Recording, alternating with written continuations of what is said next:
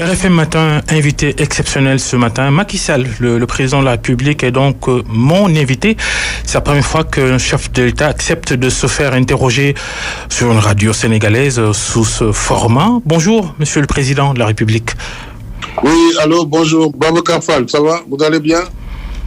Et vous êtes en duplex de Kigali au Rwanda où vous avez assisté au lancement de la ZLEC, la zone de libre-échange économique continentale, initiative de l'Union africaine. On va y revenir. Pendant votre voyage au Rwanda, c'est une grosse actualité que vous avez laissée derrière vous. Le meurtre du jeune Fallou à Rufisque. Avant lui, un autre Fallou à Touba. Il y a aussi Marietou, 8 ans, violée et tuée à Mbao. C'est la première fois que vous vous prononcez sur le sujet, Monsieur le Président de la République. Oui, j'ai appris avec beaucoup de consternation et de douleur ces rapts d'enfants suivis de meurtres. J'ai déjà donné des instructions les plus fermes qui soient au ministre de l'Intérieur, au ministre des Forces armées pour que la police, la gendarmerie, que tous les services de sécurité de l'État, les renseignements, puissent se mobiliser pour traquer ces malfaiteurs et les traduire devant la justice. Aucune facilité ne sera accordée à ces malfaiteurs et le Sénégal se mobilisera plus que par le passé, encore une fois, pour mettre un terme définitif à cette vague d'assassinats et de rapts d'enfants. C'est ignoble, c'est inacceptable et le Sénégal ne saurait tolérer cela. J'ai saisi l'occasion pour présenter mes condoléances, en particulier à la famille de l'enfant Fallou Diop, qui a été la dernière victime, ainsi qu'à toutes les familles qui ont eu à souffrir de ces pratiques ignobles. Mais croyez-moi, le président de la République, le gouvernement prendront toutes les mesures qu'exige la situation. Oui. Macky Sall, il y a tellement de directions et agences de l'État qui sont dédiées à l'enfance, à la protection des enfants. On a l'impression que tout cela, ça semble pas efficace. Oui, vous savez, j'ai institué récemment un ministère en charge uniquement de la petite enfance, bien sûr associé à la bonne gouvernance, mais là, ce qui est en jeu, c'est non seulement la défense des droits de l'enfant et la protection, mais c'est aussi de veiller à ce que la législation soit revisitée au besoin, de sensibiliser tous les acteurs pour que le travail des enfants, l'exploitation sexuelle des enfants, toutes les mauvaises pratiques infligées aux enfants soient bannies et au besoin, s'il faut légiférer, nous le ferons pour adapter davantage la législation au contexte actuel.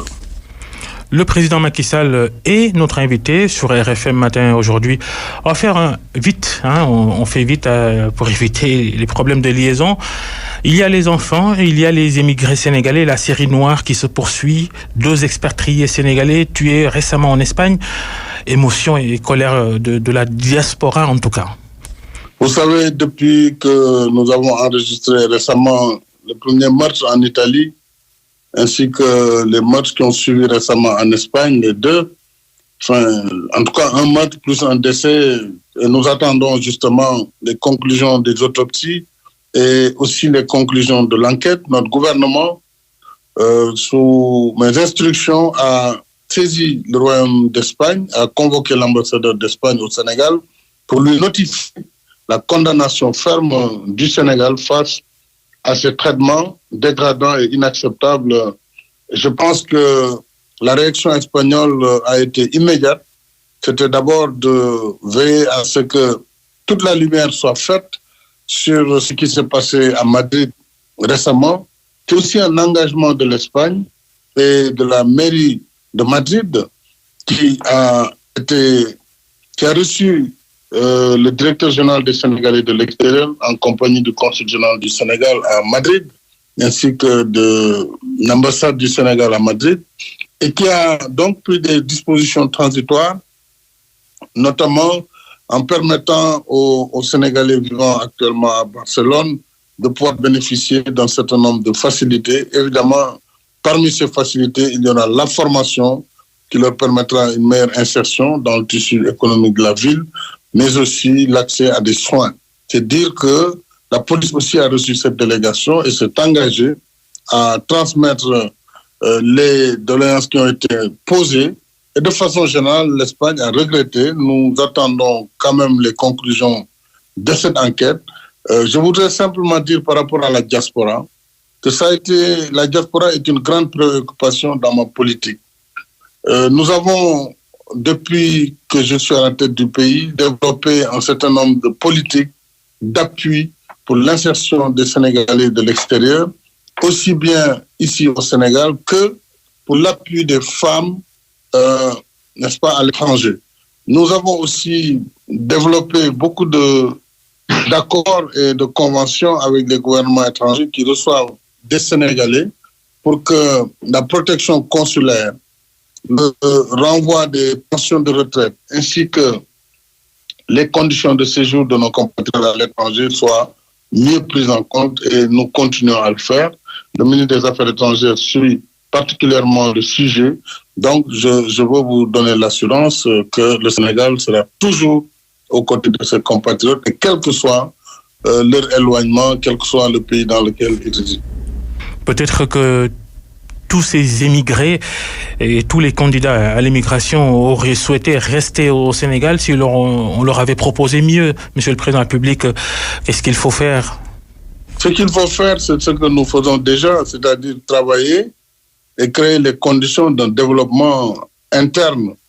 Et si vous voyez les efforts réalisés dans différents domaines pour l'insertion des jeunes, en leur donnant d'abord des qualifications, ensuite en développant des projets qui soient capables d'absorber le maximum de jeunes, que ce soit dans les villes comme dans les campagnes, c'est ça aussi la réponse. La réponse, c'est une offre alternative dans la formation, dans l'insertion, dans l'entrepreneuriat.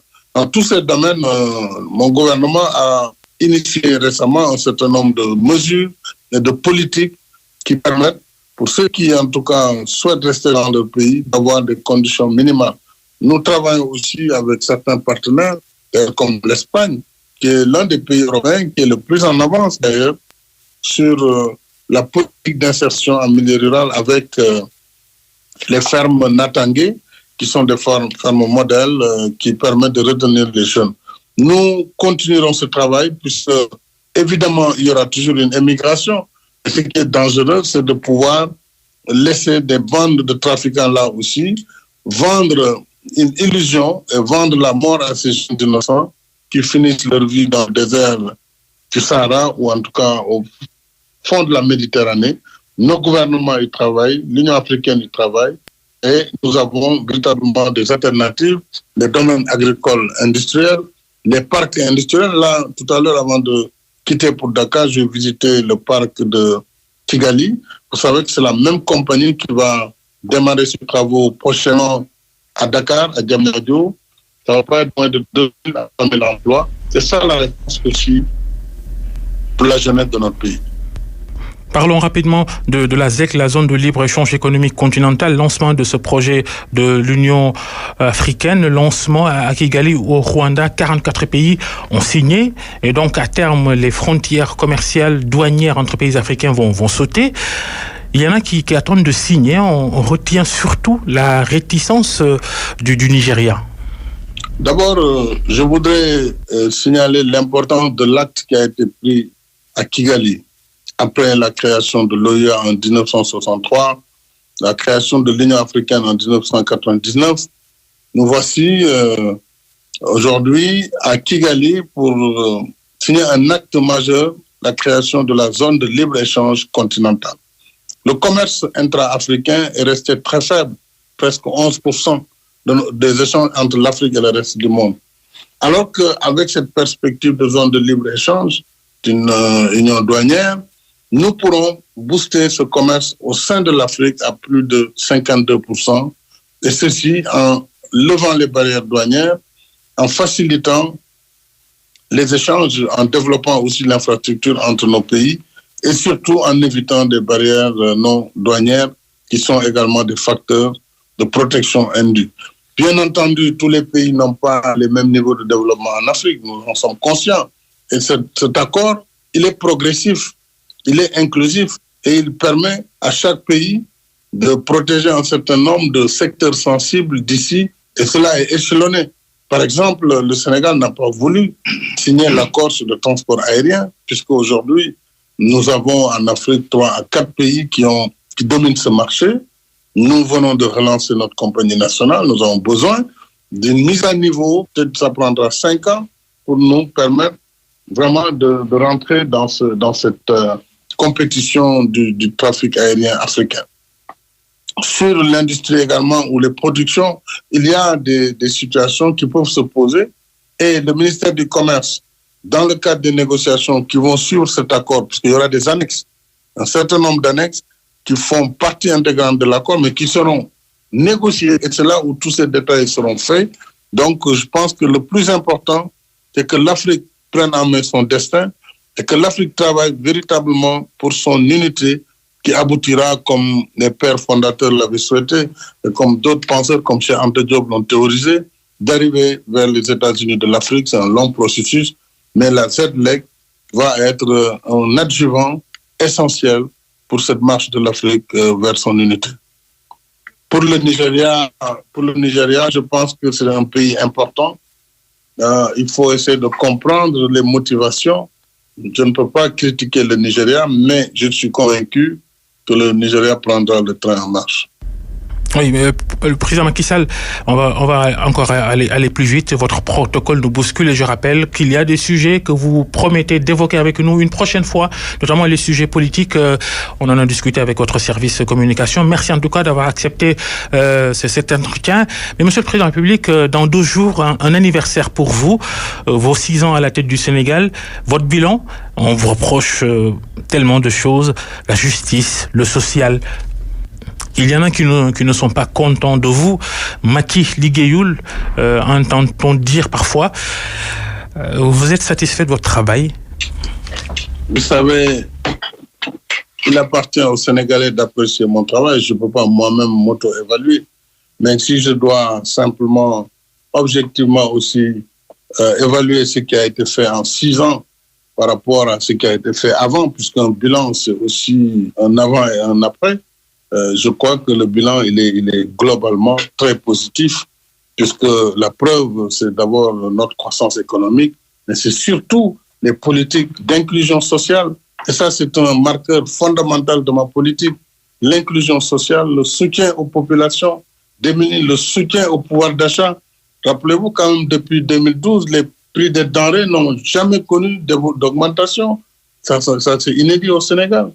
Rappelez-vous les problèmes de l'électricité dans notre pays, qu'on a connus avec toutes les émeutes. Aujourd'hui, c'est derrière nous, définitivement. Rappelez-vous aussi le grand problème de la Casamance. Je crois que ne serait-ce que sur ces questions, on peut être fier de ce qui a été fait, mais moi, mon ambition est beaucoup plus importante que ce que j'ai déjà fait. Mon ambition, c'est de faire du Sénégal véritablement un des grands pays africains en matière de croissance économique, d'émergence et en matière de modernisation. Mais tout cela dans une politique véritablement inclusive et dans un état de droit. C'est pourquoi nous sommes sur le chemin, nous n'avons pas fini le travail, mais nous devons comparer par rapport au passé, évidemment être fiers par rapport à ce que nous avons fait. Mais nous restons encore motivés plus pour l'atteinte des objectifs, tels que d'ailleurs, je les ai fixés dans le PSE. Il appartiendra aussi à ceux qui viendront après moi de poursuivre cette œuvre. Parce que c'est une construction continue. Merci, Monsieur le Président de la République. Mais bala ñu lay bàyyi président Macky Sall tuuti ci wolof laata ñuy tàggoo ndax sa gars yi ñu ngi ñuy buux ne nanu baral yëf yi te itam am na ci ñu waroon a junjoog yow ci wàllu politique ak ñoom seen waaye digg ngeen ñu ne beneen yoon ñu sóobu ci waaye mën na solo ñàkk a wax ci li nga xam ni moom nga bàyyi sa ginnaaw ba nga demee Rwanda mooy coowal xale yi ñuy faat ci dëkk bi gis nañ fàllu ca Tëngéej beneen ko fàllu laata moom ca Touba geneen gone guñ naan Mariem juróom-ñetti at xale bu jigéen ñu sàkk ko faat ko ca Mbaaw. waaw Babacar jërëjëf fii ma toll ci Kigali am na naqar bu metti ci xol ak tiis ci li nga xam ne ñu ngi koy gis fan yi muy lu ñaaw lool jëm ci ay xale yi ñuy jàpp ñi ñu leen di rey wala ñi ñu leen di mettital mu wax ne loolu dinañ ko arrêter définitivement ndax wax na ministre de l'intérieur ak ministre des forces armées lépp luy karange ak ay capacité muy police muy gendarmerie muy service de renseignement nañ ko mobiliser ci dëkk yépp nag ci biir Sénégal bu ñu bàyyi benn dëkk te fépp foo xam ne ñu ngi fay néewal doole ndaw ñi wala tout tànk yi ñu mën a teg loxo si ñi nga xam ne ñooy def loolu ndax li du diine du lenn loo xam ne xalaat mën na ko may wala aada mën na ko tolérer kon maa ngi jaale ñi nga xam ne ay wayjuru Fallou Diop lañu di jaale képp koo xam ne am nga tiis bu boo xam ne ci lu mel ni la jógee waaye di leen xamal ni incha allahu Sénégal dana taxaw nguur gi dana taxaw pour arrêter lépp luy yàq ci luy gaañ xale yi wala di leen nasaxal te loolu dootuñ ko mën a nangu ci biir Sénégal. jërëjëf président Macky Sall ci waxtaan wi. jërëjëf yéen doog jàmm.